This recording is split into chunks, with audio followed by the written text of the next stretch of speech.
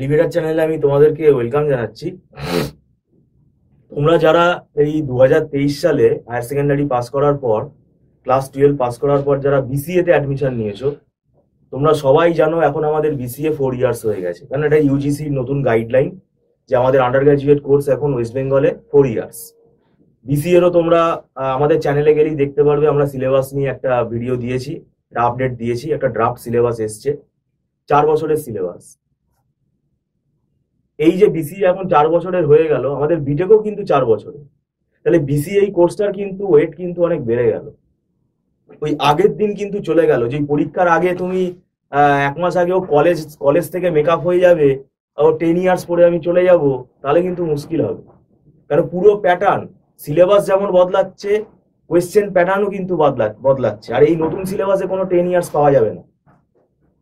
আর এখন নতুন সিলেবাসটা পুরনো সিলেবাসের সঙ্গে, আমি আগে বারবার করে বলেছি যে সিলেবাস চেঞ্জ হওয়ার, কবে নতুন সিলেবাস আসবে সেই ভরসায় তোমাদের বসে থাকলে কোনো লাভ হবে না। আমি জুন মাস থেকে বলে আসছি, অনেকে পড়া শুরু করেনি, আমাদের কাছে এনকোয়ারি আসে, তাই আমরা এগুলো ব্যাপারগুলো আমাদের এক্সপিরিয়েন্স আছে। এবার কি হবে, অনেক স্টুডেন্ট আমাদের পরীক্ষার 1 মাস আগে ফোন করবে। তাহলে ব্যাপারটা কি হচ্ছে, ব্যাপারটা হচ্ছে যে তাহলে তোমার অনেক তুমি পিছিয়ে গেলে। ফার্স্ট সেমিস্টারে তোমাদের সিলেবাস কিন্তু ওই ডিজিটাল ইলেকট্রনিক্স আর সি প্রোগ্রামিং এই দুটোই কিন্তু রাখা আছে। নিশ্চয়ই এটা আমাদের মানে ইউনিভার্সিটি বুঝেছে যে এই দুটো সাবজেক্টের ইম্পর্টেন্স আছে। ডিজিটাল ইলেকট্রনিক্স সি প্রোগ্রামিং উবে যাবে এটা তো আমি কখনোই বলিনি। আমি বারবার বলেছি সিলেবাস চেঞ্জ হওয়া মানে আগের সিলেবাসে যা সাবজেক্ট ছিল সেগুলো থাকবে, সেগুলো হয়তো কিছু নতুন সাবজেক্ট এখানে অ্যাড হবে। এখানে নতুন সাবজেক্ট অ্যাড হয়েছে, যেমন অ্যাডভান্স যাওয়া এসছে, B2E, ফাইনাল সেমিস্টারে ব্লক চেন এসছে, মেশিন লার্নিং এসছে। তো এগুলো তো ব্লক চেনটা নতুন এসছে, মেশিন লার্নিং তো ছিল আগের বিসিএস সিলেবাসেই ছিল, PHP ছিল আগের সিলেবাসে, এবারেও এসছে। সিলেবাস চেঞ্জ মানে কি, আমি তো দেখলাম সব সাবজেক্ট একই আছে, এইটার ভরসায় অনেকে বসেছিল। তো যাই হোক, সিলেবাসের আইডিয়া তোমরা পেয়ে গেছো। আমাদের ইনস্টিটিউটেও আমরা ক্লাস শুরু করে দিচ্ছি।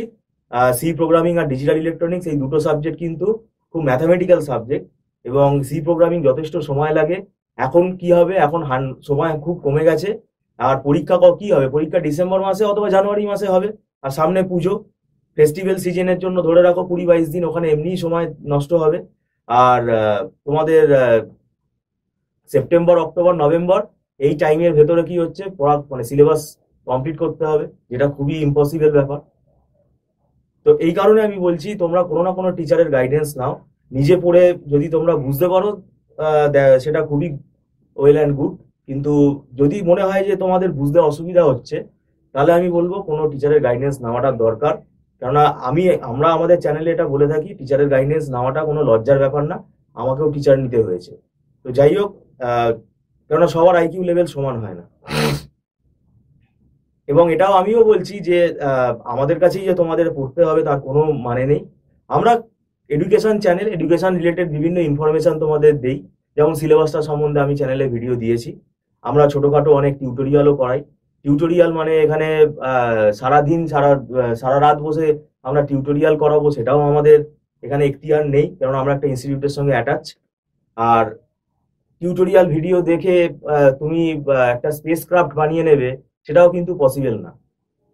টিউটোরিয়াল ভিডিও দেখা ভালো, টিউটোরিয়াল ভিডিও দেখলে কি হয়, আইডিয়াটা হয়, কিন্তু তার মানে এই না যে আজ পর্যন্ত টিউটোরিয়াল ভিডিও দেখে তুমি কি একটা কোনো স্পেস শাটেল লঞ্চার তুমি বানিয়ে নিয়েছো? বানাতে পারবে না। তাই একটা ইনস্টিটিউশন দরকার লাগে আমাদের, যেটা প্রথাগত যে পদ্ধতি, একটা ইনস্টিটিউশন লাগে, একজন গুরু লাগে। গুরু ছাড়া কিছুই হয় না। এইটা অনেকের মধ্যে ওভার কনফিডেন্স আছে যে সোশ্যাল মিডিয়াতে আমি টিউটোরিয়াল ভিডিও দেখে মেকআপ করে নেবো। করতে পারলে খুবই ভালো। তা আমরা কি টিউটোরিয়াল দেখি না? এই যে নতুন নতুন সব টেকনোলজি আসছে, টিউটোরিয়াল গুলো তো আমরাও দেখি।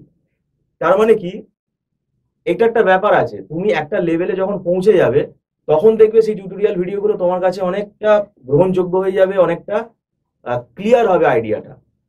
এখন তুমি যদি স্টুডেন্ট বিগিনার লেভেলে যদি তুমি এখন মেশিন লার্নিং তুমি শিখতে বসো, যেটা কিন্তু অনেক প্রবলেমেটিক হবে, কেন ওখানে তো সবকিছু দেওয়া নেই, একদম A to Z সব দেওয়া থাকে, সব দেওয়া নেই। আর যখন তুমি বুঝতে পারবে না, তুমি কি তখন সেই লোককে পাবে? আমাদের যেটা 1:1 টিচারের সঙ্গে স্টুডেন্ট মুখোমুখি ক্লাস যেটা হচ্ছে, তাকে আমি সঙ্গে সঙ্গে সেই জিনিসটা জিজ্ঞেস করতে পারছি, সেটা টিউটোরিয়ালে কখনোই সম্ভব না। এবং এখন যদি একটা রোবট তৈরি হয়ে যায়, রোবট যদি মাস্টার হয়ে যায়, সেটা কিন্তু সেমি অটোমেশন হবে, সেটা 100% অটোমেশন হবে না। কারণ মানুষের জায়গায় রোবট কখনোই রিপ্লেস করতে পারবে না, সেমি অটোমেশন হবে। তো যাই হোক, আমি এটা তোমাদেরকে জানিয়ে রাখলাম। সিলেবাস এসে গেছে, নতুন সিলেবাস চালু হয়ে গেছে। কলেজ কবে খুলবে এই ভরসায় তোমরা আর বসে থেকো না, তোমরা নিজেরা পড়া শুরু করে দাও। ভিডিওটা সম্পূর্ণ দেখার জন্য থ্যাংক ইউ সো মাচ।